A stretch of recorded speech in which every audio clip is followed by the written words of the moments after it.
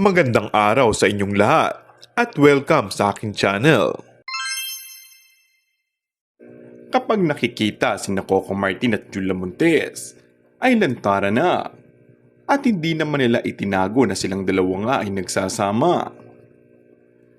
Nakikipag-picture taking na sila at binabati pa ang lahat ng mga nakakakita.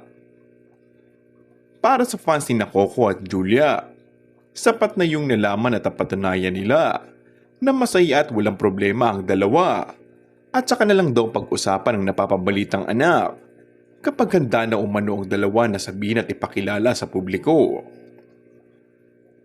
Sa tuwing may lakad o bakasyon sina Coco at Julia, marami tuloy ang napapatanong kung bakit wala silang kasamang anak.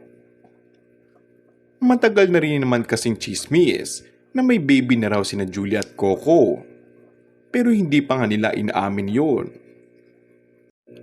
Maski nga ang pagkakaroon ng feeding battle sa ilang mga litrato ni Coco ay sapat ng dahilan para bigyan ito ng kahulugan ng netizens.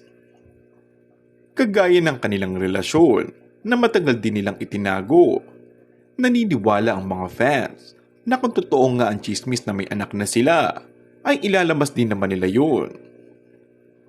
Baka lang hindi pa silang handang aminin. Nasa kontrata umano daw kasi ni Coco na walang aaminin ito.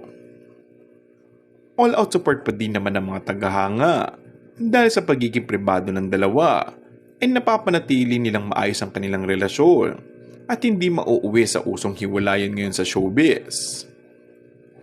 Say ng mga fans, basta ngayon maging happy na lang tayo na masaya sa kanilang relasyon sina Coco at Julia at binubuksan na nga nila sa publiko ang katotohanan kaya't antay-antay na lang tayo. And that's all for our today's video. Kung bago ka lang sa aking channel ay mag-subscribe at pindutin na rin ang notification bell. Maraming salamat!